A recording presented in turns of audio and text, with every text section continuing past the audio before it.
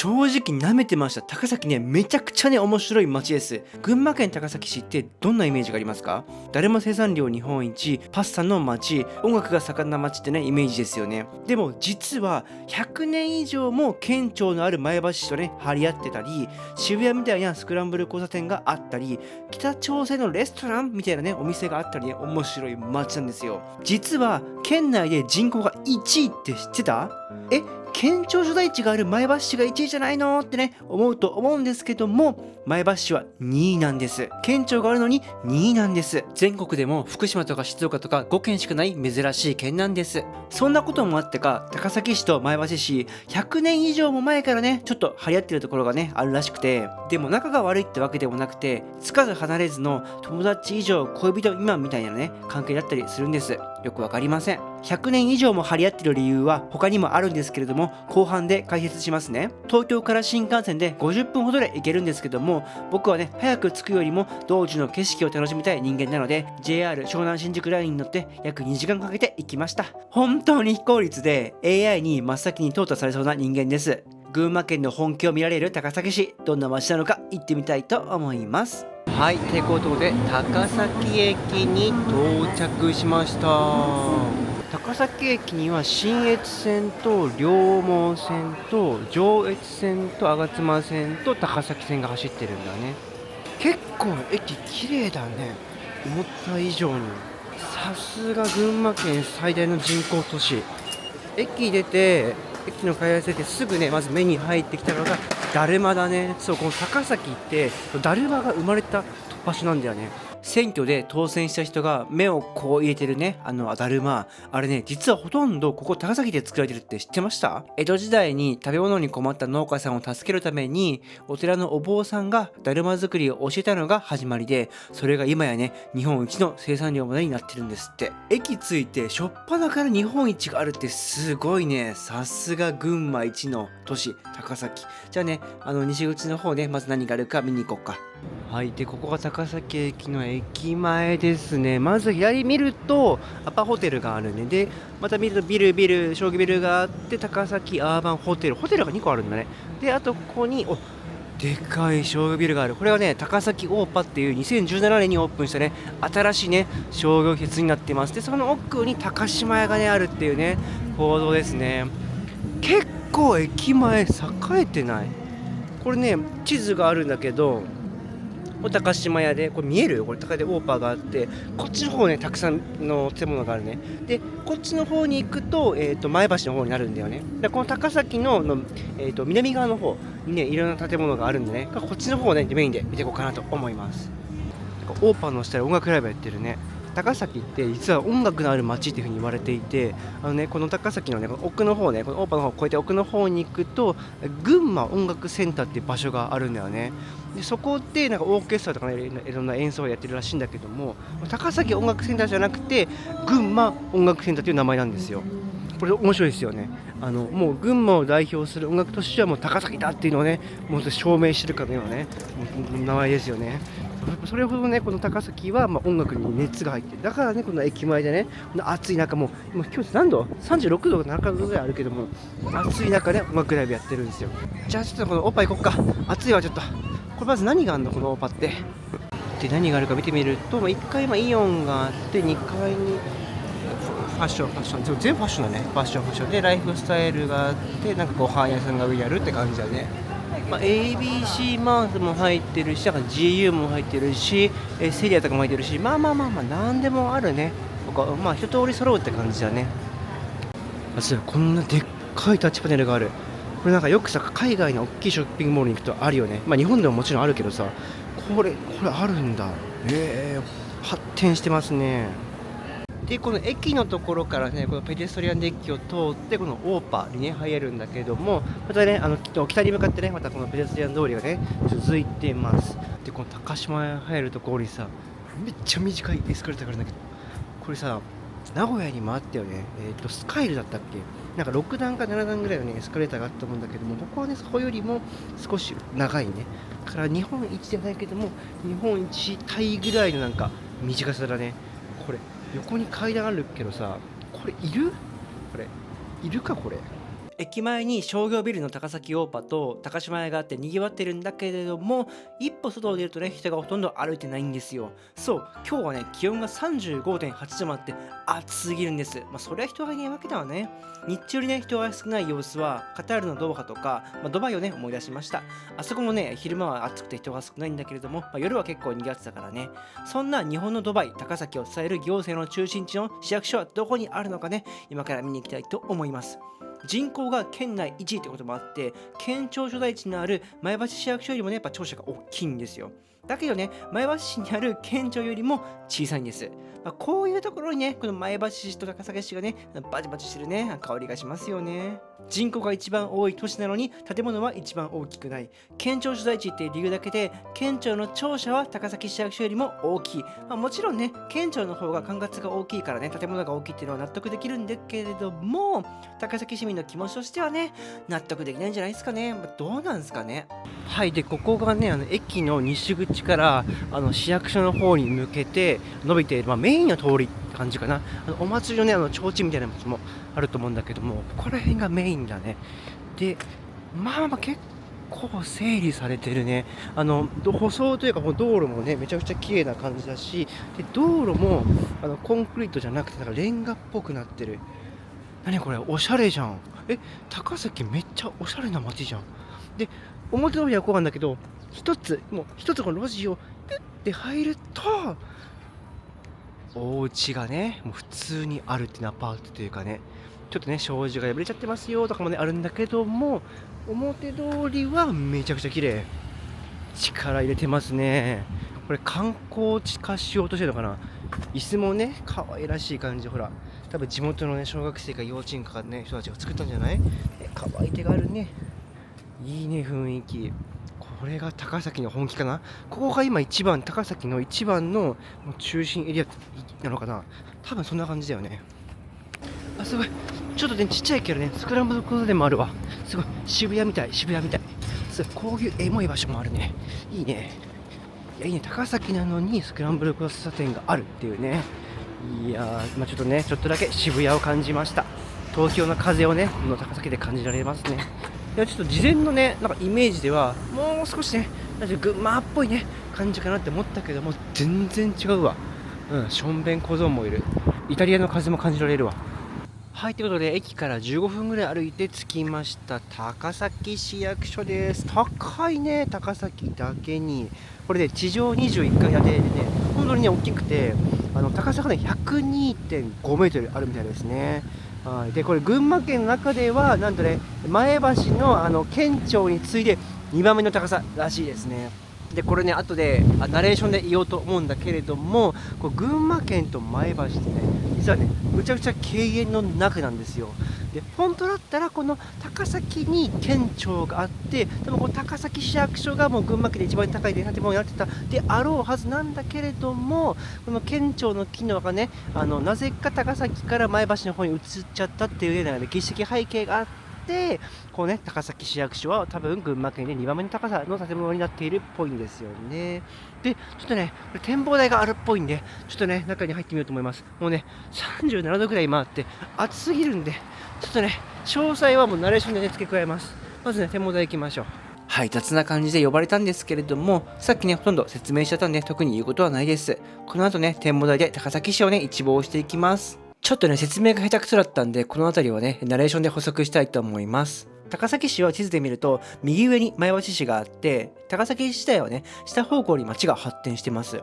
これは、前橋市がね、北側に発展しているのも関係していて、お互いに町が発展していけるように背中合わせで成長していってるんだと僕は思ってます。群馬県のワンツートップを張ってる高崎市と前橋市は実はね、仲が悪いように見えて、お互いの町の発展のために背中を預け合っている存在なんですよね。これ胸熱ですよね。アニメで言うとナルトとサスケとか、ドラゴンボールの悟空とベジータとか、普段はね仲が悪いのにここぞという時にはね協力する群馬県内の最強タッグなんですね。高崎市の北側には新市街があって、今いる南側には旧市街があるんですね。でこれね、ジェミニ曰く高崎駅から北に一駅行った高崎問屋町駅ってとこがあって、ここにはなんとね新都心があるらしいんですよ。本当かなわかんないけどね。じゃあ後でね見に行こうと思います。位置関係を地図で見ると分かりやすいですよね。こうやって高崎市のことを知っていくと、どんどん高崎市に愛着が湧いてきますよね。ぜひね、行ってみてくださいね。この動画見てる高崎市にゆかりのある人がいたら、ぜひね、ここいいよとかね、おすすめの場所ね、コメントしてもらえるとね、県外から人が来てね、街が盛り上がっていくと思うんで、ぜひね、コメントしてみてください。この格好の音もなんかね、趣があっていいね。で次、ここが群馬音楽センターっていう場所で、さっきもね言ったかもしれないけども、この高崎がねこの音楽の街と言われるゆえんともなっているもう象徴的な、ね、場所になっています。多分ここでね音楽のそのコンサートとかね、オーケストラとかがその演奏している場所になっていると思うんだけれども、おそらく地元のね、小学生とかね、中学生とか高校生とかも、このホールを使って、合唱コンクールみたいなものもね、多分やってるんじゃないかな。そう考えると、この高崎にね、住んでる人は結構ここに来たことあるんじゃないのかな。ね、これ群馬シンフォニーホールっていう名前でやらせてもらってるみたいですね。赤い建物がちょっとエモいな。いいな。ちょっとなんか海外感あっていいね。すごい異国情緒漂うね。確かね、トルコだったか、チェコだったかね、その海外の建築家がなんか現代のモダニズムを意識して作った建物らしくて、建物もすごいなんか独特なんだよね。そのなんかね、丸があったりとかね、そう雰囲気もいいよね。ここもめっちゃ絵になるな。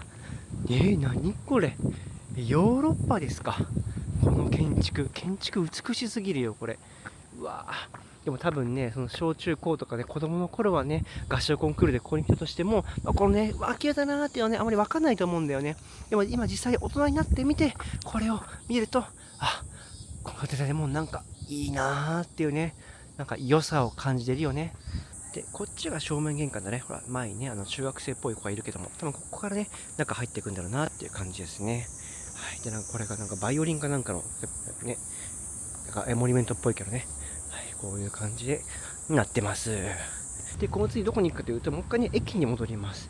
駅の中になんとね、珍しいんだけども、0番線っていうね、なんか本来存在しないような、なんかその番線というか、普通なんか1番線、2番線、電車が参りますとか言うと思うんだけれども、0番線っていうね、謎のエリアがあるみたいなんで、そこね、チラチラって見てから、東口の方ね、もう近いんで、先に東口の方にね、新市街の方に行ってみようかなと思います。今、これ皆さん見てるのが、この旧市街のエリアなんだけれども、ここからね、どれだけね、景色が変わるのかっていうのをね、ちょっとね、楽しんでみてください。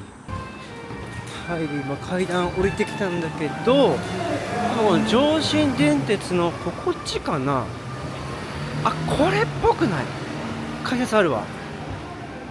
この改札、なんか入って、はい。これ0番線っぽくない雰囲気が。こっちだったらこれ分からないよ。初見殺しだわ。普通なんかね、駅のホームって言ったら開発ね、JR のとこ通って中に入るかなって思うんだけれども、ほら0番線へあるわ。こっちだわ。なるほど。じゃあここに行く人たちをみんな0番線三田さんに行ってるわけだね。あとあれか、この上信線の乗り場もあるわけね。でも見るだけだったらいいのかな。こんな感じだね、なってますと。で、そこから0番線になってるという感じだね。ちょっとだけ見ようか。ここからピューっと見て、そこが乗り場になってるって感じだね。はい。これで満足だわ。よし。はい、ということで0番線をね、無事0番線を見ることができたんで、次は東口の新市街エリアの方にね、行ってみようと思います。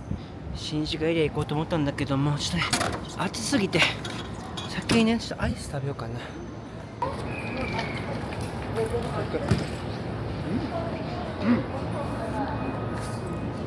僕がアイス買ってたのを見て、この観光客の人もアイス買ってるね。アキリブ効果、これ経済動かしたよ。アイス経済動かしたよ今。やばいよ。走ってるよ。間に合うか。あ、乗り遅れた。アキリム効果によって乗り遅れた。申し訳ないね。ただ予定通りに行かないのが旅行です。それでいいんです。電車に乗らなかった代わりにアイスを食べれるじゃない。それでいいじゃない。髪の毛すごいな。それでいいじゃない。はい、そしてね、今向かっているのが高崎駅の東口のエリアです。さあ、東口には何があるのか。新市街地だから結構綺麗な建物とか、ね、たくさんあるんじゃないかなって思って見てみると、東口エリアは西口と比べて密度は低いんだけれども、一つ一つの建物がねそれぞれ主張をしていて、例えばラビの電気屋さんとか正面のマンションとかね、繁華街感はね西口より弱い代わりに、商業ビルが多くあってビジネス街って感じだね。ペデストリアンデッキが奥まで続いているので歩いて行ってみましょう。一応ここ繋がってんだ。裏でこっちから繋がってんだ。なるほどね。夏の暑い時期でもここを通れば涼しくね駅まで通勤ができるっていう仕組みになってるんだね。はあ、すごいちゃんと考えられてるね。これ都市計画の賜物だね。ちゃんと下がちゃんと車が通るエリアになってて、上がねこのペデストリアン通りやってる。なんかこれさ、なんかあそこみたい。タイのさバンコクっぽくない？タイのバンコクも、ここ RT じゃないわね、電車が通ってて、で、ちょっと歩けるスペースになってるじゃない。なんかちょっとバンコクっぽい雰囲気がある。違うかな。いやーすごい、なんかエモいなこれ。このいうエリアが日本にあるんだってことで、大体初めに歩いてきたんだけれども、端にはこの高崎芸術劇場と G メッセ群馬ってのがあるだけで以上だね。みんなそのために歩いてきてんだ。この美術館とか群馬のメッセのホールと周辺企業のためだけに、この結構何十億もしそうなこのペデストリアンデッキを駅から2、300メーター引いてるからね。これどこにお金かけてんのこれ大丈夫これ。お金の使い方合ってる。さっき市役所があったエリアが旧市街エリアなんだけれども、あそこなんか普通旧市街だったらなんか昔ながらの商店街とかがあるはずなんだけど、どこにもなかったよね。多分ね見逃してると思うんだよね、商店街を。もう一回行ってみて、なんかその地元の商店街をねちょっと探したいと思います。多分ねあると思うんだよ。なんでこんなにね旧市街のところで商店街を探してるかっていうと、昔この高崎っていうのが、中山道の宿場町だったんだよね。だから昔のホテルのとかその商店とかがいっぱいあって、その結構栄えてたのよ。ただ今見たらその市役所から駅の間でそういったなんか商店街全くなかったじゃない。だから絶対どこかにあるはずなんだよね。歴史的にもそうだし、でその絶対どこかにあるはずなのにもかかわらずないんで、どこかなって思って今探してるのね。で今ちょっとねここの感じ、風景とか、あとこことかねちょっとアーケードっぽいよね。ちょっと今商店街チックなものがねちょこちょこ雰囲気として見えてきたから、多分ねこっちの方にねあるんだよね。でさっき Google マップを見たら中央商店街みたいなものがこの、奥の方にねあるっぽいんで、そこにね行ってみようかなと思います。このアーケードもいいね。ちょっとだけアーケード、ほら数メーターアーケード、タバコ屋さんだ。うわすごい歴史ある感じだね。来たよ来たよ、雰囲気出てきたよ。もう少し行ったらあるからね。来た来た。だんだん商店街っぽい雰囲気になってきたよ。桜橋通りってなって、これが多分ねその旧市街、昔からある存在してる多分商店街のエリアだね。さっきの表通りの方っていうかね、市役所の方に続く道はめっちゃ綺麗だったじゃん。で立ってるビルも昭和後期ぐらいに建てられたかなっていう建物だとばっかだったじゃん。だからあそこは昔からあるエリアじゃないんだよね多分ね。で今から行くほらこれこういうのよ。こういうエリアが昔からあるいわゆるその旧市街の商店街になってる。あれじゃない？ちょっと待って、あれだほら見て、ほらあった、中央銀座。これだうわーすごい。これがこの高崎にある昔からある商店街ですね。すいません、ちょっとねこう通ってみようか。うわこれだよ、これが昔からあるんだよ。中どんな感じなんだ。ちらってみると構シャッター街な感じだね。でしかも車も通れるんだ。どんなお店があるかというと、なんか裁縫道具屋さんがあったり、こっちはバーかな、バーがあったり、整骨院があって、ラーメン屋さん、あとはこっちは結構取り壊されてるね。これ新しいマンションかな、建ってるし、こっちは帽子屋さんだけどもうなんか閉店しちゃってる感じかな。で多分ここなんかクラブっぽいものがあって、で奥に行くともシャッターだね。今日さ、今土曜日の10何時だ、4時とかか、昼だから結構ね時間帯はいいはずなんだけど、ほぼ開いてないよ店。ただこのアーケード、今この中央銀座2番街って書いてるけど、多分1番街もあるんだろうね。ここのエリアはほぼ店が閉まってるわ。やっぱりね、これこの高崎ってイオンができたんですよ。イオンモールがこっから3駅ぐらい北のところに行くとイオンモールができたんだけども、おそらくそのイオンモールのせいによってこの商店街は過疎化してしまったんじゃないかなって思うわ。商店街のすぐ向かいにハンバーガー屋さんがあるね。できれば僕ね、この商店街付近にねお金を落としたいから、ハンバーガー屋さんでご飯食べようかな。ということで、このバーガー屋さん入って日常空間っていうお店みたいだね。これがもうマジで美味しそう。デイリーバーガー、ベーコンとパイナップルとアボカドとクリームチーズが入ってる。でこれを注文しました。で他にもね普通のハンバーガーもあるし、トッピングもできるし、でこういうねストリートフードもねあったりして美味しそう。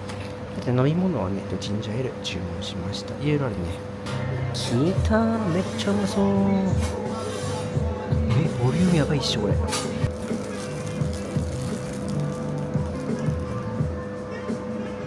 デミグラスソースからこれめっちゃ美味しいわ。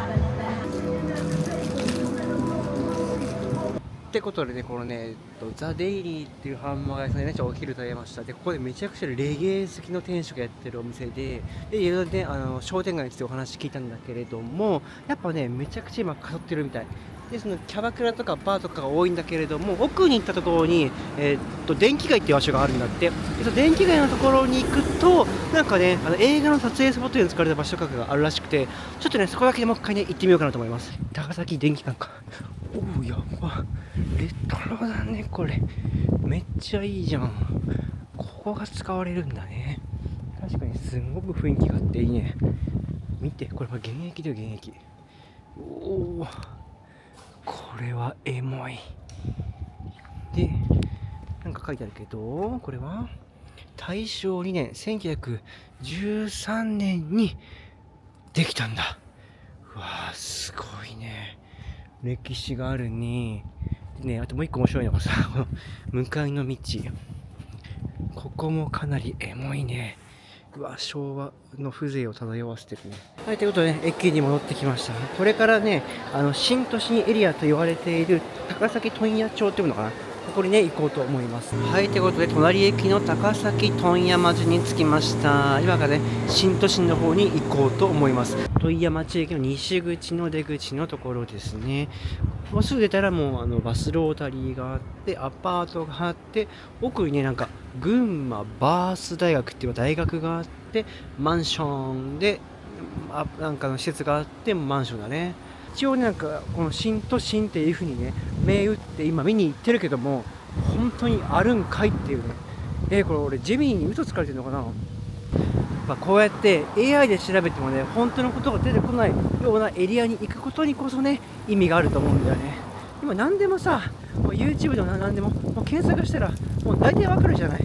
でもわからないところに行くことにやっぱ意味があるんだよね。現地に行った人しかわからないことをできればね、この動画にしてね、届けたいなって思ってるから。いや、面白いなこれ。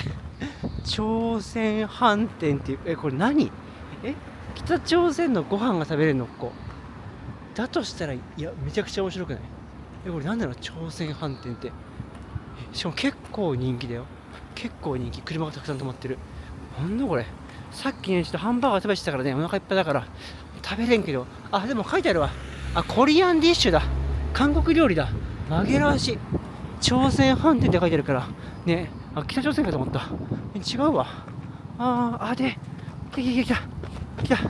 これそうだ、ほらやっぱり言った通りだよ。ほらロードサイドだ。こんなところ徒歩で来るやつバカだわ。これこんなところ徒歩で来るやつほんとバカ。なんで歩いてきたのここ。帰ろう。よし。ということで一応お店はあるけども、基本的にねもう 99.99% の人はこれ車で来ます。徒歩で来る人は空きリブしかいません。じゃあね、帰りましょう。ということで高崎駅に戻ってきました。ちなみに群馬県で新幹線の時が止まるのは高崎駅と縄文工芸駅だけで、しかも時の全車両が止まるのは高崎駅だけなんですよ。なのに実際高崎駅で、ね、降りる人が、ね、少ないっていうね、そんな、ね、ギャップはねもう可愛くてね、もう高崎駅はもっと好きになりました。この動画を見て高崎市の雰囲気をね少しでもね知れたんじゃないかなって思います。他にもね有名な観光地で少林山だるま寺とか高崎白衣大観音とかねあるんだけれども、観光地はねまた別の YouTuber がね紹介してると思うので、関連動画からね見に行ってみてください。紹介してほしい街があったら世界中どこでもいいのでコメントしてください。僕は行きますね。あとチャンネル登録よろしくお願いします。じゃあバイバーイ。